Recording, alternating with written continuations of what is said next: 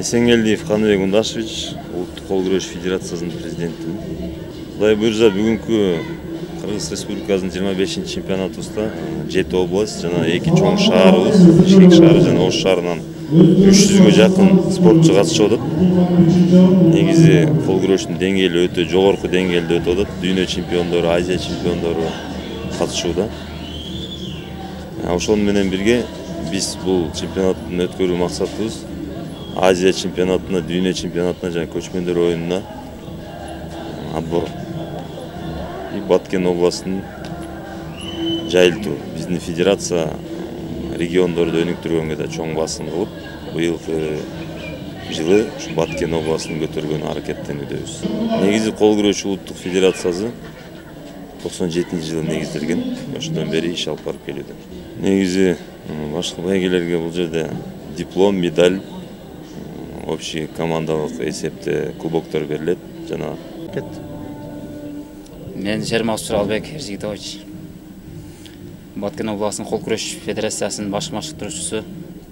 Ушул биз Кыргыз Республикасынын кол күрөш боюнча чемпионатынын ушул федерациянын президенти жана өкүлдөрү менен сүйлөшүп ушул өзүбүздүн ушул Баткен областында да кол күрөш түрүн өнүктүрүү максатында Баткен областынын Кадамжай районунун Кадамжай шаарында өткөзүп жатабыз.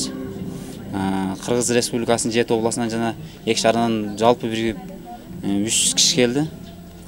Спортчу катышып атат. Эми биздин максат ушул Баткен областында кол күрөштүн түрүн өстүрүү, өзүбүздүн балдарды өстүрүү, спорт менен машыктыруу биздин негизи максат. Мен Эргешев Санжар Кадамжай районунун спорт бөлүмүнүн башчысы болом. Мына буйруса өткөнкү кол күрөш чемпионатында, Баткен областтык чемпионатта Баткенде Кадамжай районунун жаш спортчулары биринчи местаны ээлеп келишти.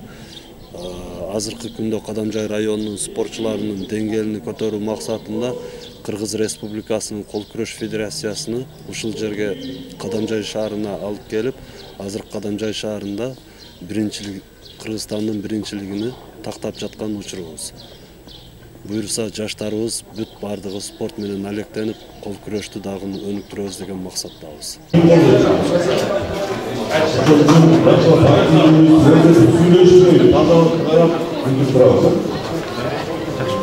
Жети дубандан келген коноктор, меймандар жана ошондой эле районубуздун тургундары мына бүгүн ак каруу аскатуулары асман тиреген куттуу Кадамжай жергебизде өзгөчө күн Кыргыз Республикасынын улуттук кол күрөш боюнча Кыргыз Республикасынын 25-чи чемпионаты Кадамжай шаарында өтүп жаткан учур. Андыктан барыңыздар Кыргыз Республикасынын улуттук кол күрөш боюнча Кыргыз Республикасынын 25-чи чемпионатына кош келиңиздер.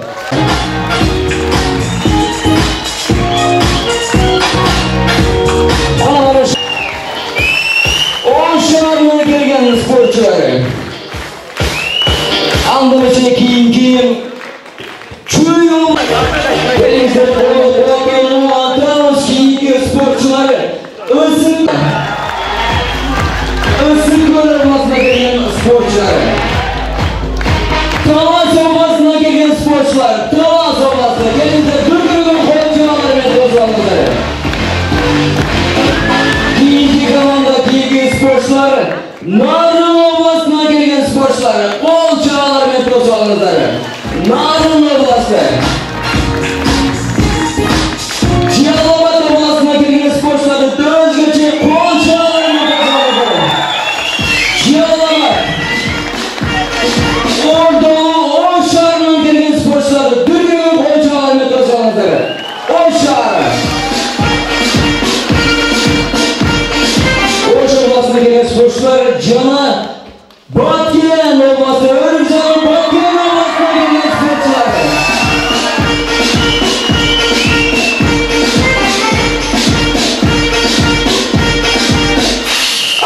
Жети дуганına gelen konuklar Kelingizler buna geldiğiniz sporcularını sahneye çağırıp aldık. Anda bugünkü çempionatı açıp alsak Canıma çok neyin ayıtsana aytılap Жаргын жаздын нарсенин дилиндей жакшы сөздү жаштандыр айтылат демекчи. Спорт спортчулар бизден жолдош башчыбыз спортчулар Кыргыз Республикасынын Урматтуу спортчулар, Кыргыз Республикасынын кол күрөш боюнча чемпионатын ачык деп жарыялансын.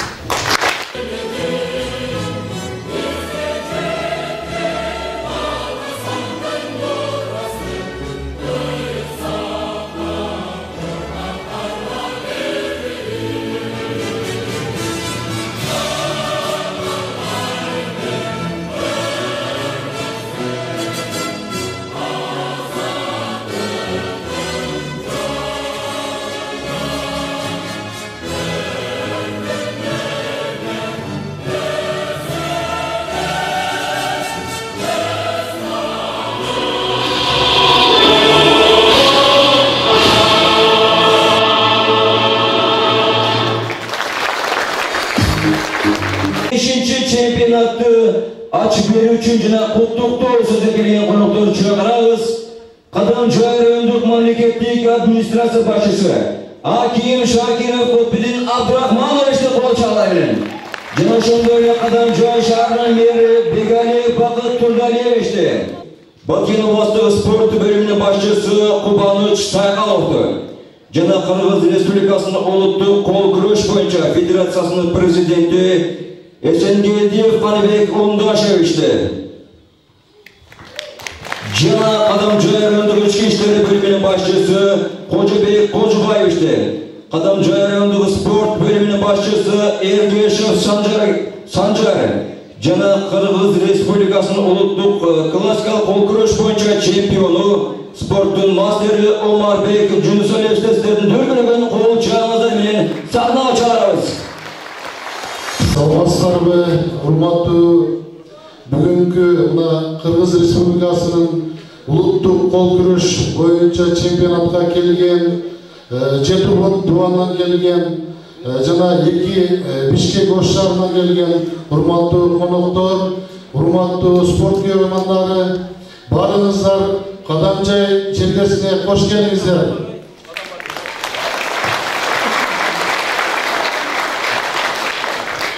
Мына 25-ші улуттук чемпионат Кадамжай чергесинде өтүп жаткандыгына биз дагы ушул Кадамжай эли, Кадамжай райондук мамлекеттик администрациясы өтө кубаныч менен кабыл алуудабыз. Бул чемпионатта дайыма ушул күчтүүлөр жеңип, калыстар калыс өткөрүп берсин деген ишенимдебиз. Мына улуттук кол күрөш боюнча өзүңүздөр билесиздер, мектеп окуучуларынын арасында биздин Кадамжай районунан да чыккан балбандар былтыркы жылы Казакстанга барып туруп Мухаммед Али Елеман деген жигиттерибиз биринчи орундарды алып келген чемпиондорубуз бүгүнкү дагы күрөшкө да катышып отурат. Буларга дагы ийгилик каалайбыз.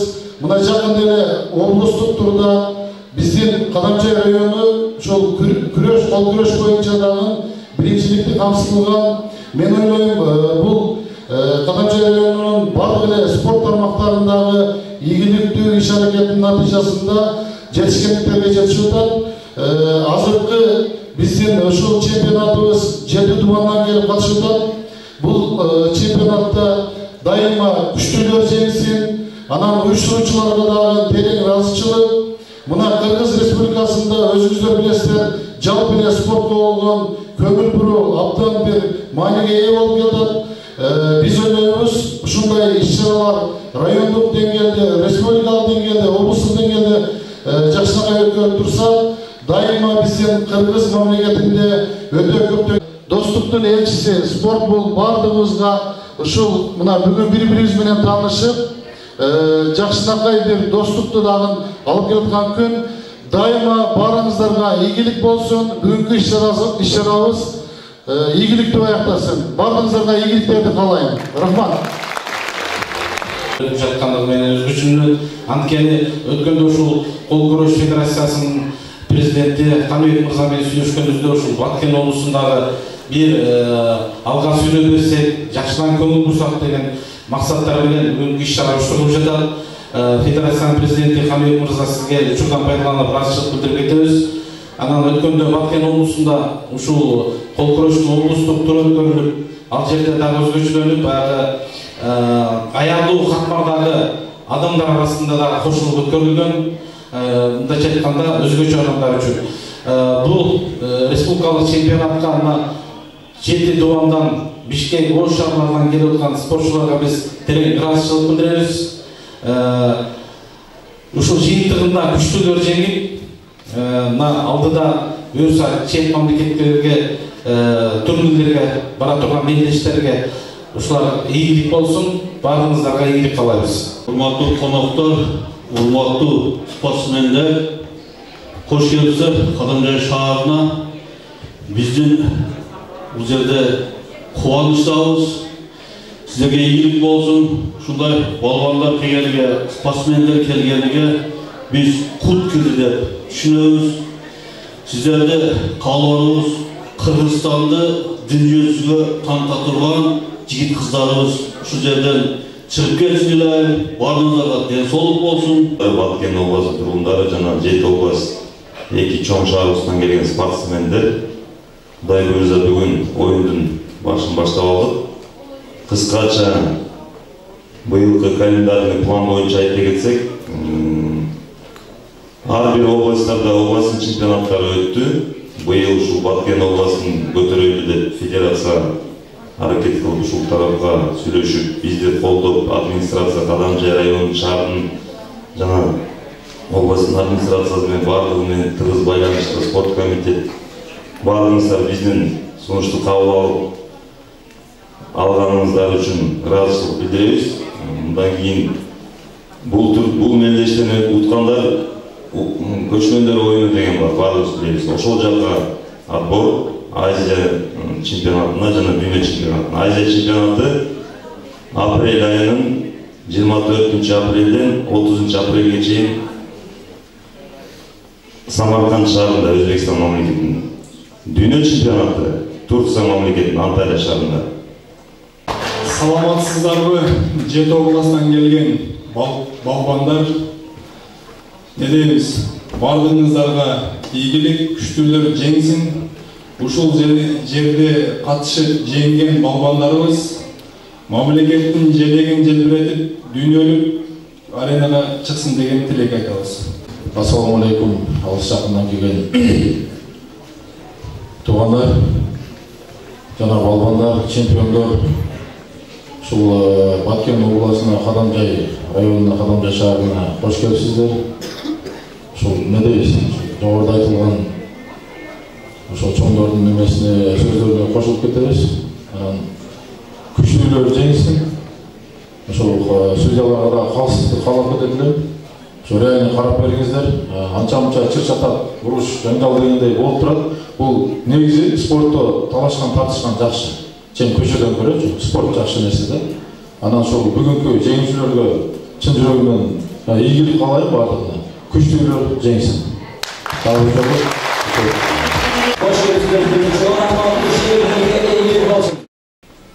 Көчмөндөр оюну азыр так дайындалып элек, бирок Турция мамлекетинде деп айтылды.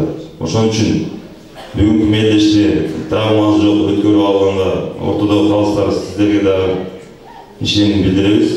Утулгандар чөгүп кетпей, уткандар көбөйүп кетпей, Кыргызстанды алдыга сүрөп, Кудай буюрса биздин улуттук кол күрөш федерация приоритеттүү вид спорттордун түрүнө кирген. Ошондуктан негизи кыскача айтсак 100дөн ашык федерация бар Кыргызстандын ичинде. Ошонун алдыңкы топторунда турат биздин федерация. Ошон үчүн көңүл буруп салым кошкондордун баардыгын айта албайбыз.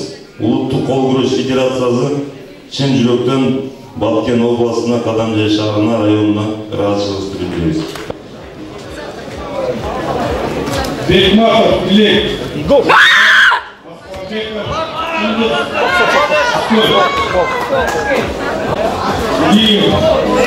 Баткен, Жанбекулу, Баткен. Центр.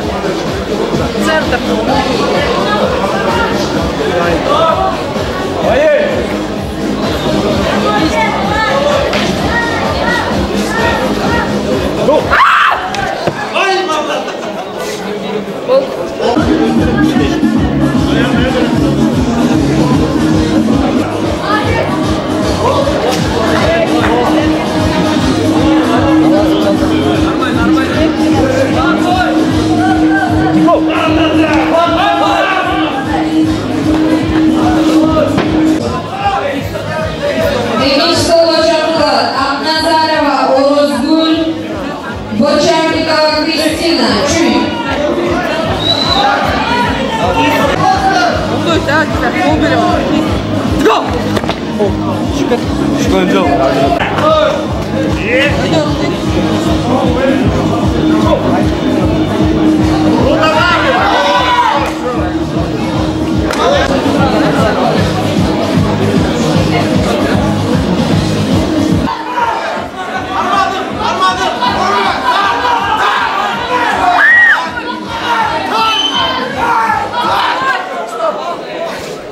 Давай, Салман,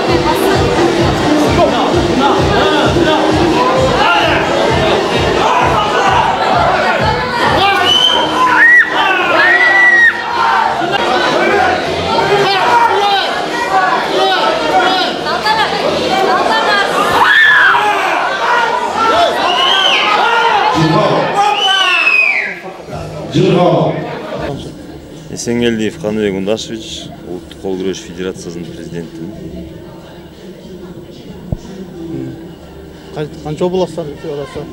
Кудай буйрса бүгүнкү Кыргыз Республикасынын 25 чемпионатыбызда 7 область жана 2 чоң шаарыбыз, Бишкек шаары жана Ош шаарынан 300ге жакын спортчу катышып атат. Негизи кол күрөштүн деңгээли өтө жогорку деңгээлде өтүп атат. Дүйнө чемпиондору, Азия чемпиондору катышууда. Ошол менен бирге биз бул чемпионаттын өткөрүү максатыбыз Азия чемпионатына, дүйнө чемпионатына жана көчмөндөр оюнуна отбор. Баткен областын жайылтуу. Биздин федерация региондорду өнүктүргөнгө да чоң басым кылып, быйылкы жылы Баткен областын көтөргөнү аракеттенүүдөбүз. Нече жылда болду экен? Негизи кол күрөш улуттук федерациясы 97-жылы негизделген. Ошондон бери иш алып барып келүүдө. Башкы байгелерге эмне болду азыр? Негизи башкы байгелерге бул жерде диплом, медаль, общий командалык эсепте кубоктор берилет жана Кадамжай районунун акимин администрациясынан жана мэриясы тарабынан акчалай сыйлыктар да бар деп уктук. Администрацияга да чоң ыраазычылык билдиребиз. Азыр мен добуш кетти. Мен Жермак Туралбек Эрзигитович. Баткен областынын кол күрөш федерациясынын баш машыктыруучусу. Ушул биз Кыргыз Республикасынын кол күрөш боюнча чемпионатынын ушул федерациянын президенти жана өкүлдөрү менен сүйлөшүп ушул өзүбүздүн ушул Баткен областында да кол күрөш түрүн өнүктүрөлү максатында ушул өзүбүздүн Баткен областынын Кадамжай районунун Кадамжай шаарында өткөзүп жатабыз. Кыргыз Республикасынын 7 областынан жана 2 шаарынан жалпы бир 300 киши келди. Спортчу катышып атат. Биздин максат ушул Баткен областында кол күрөштүн түрүн өстүрүү, өзүбүздүн балдарды өстүрүү, спорт менен машыктыруу биздин негизи максат. Ошол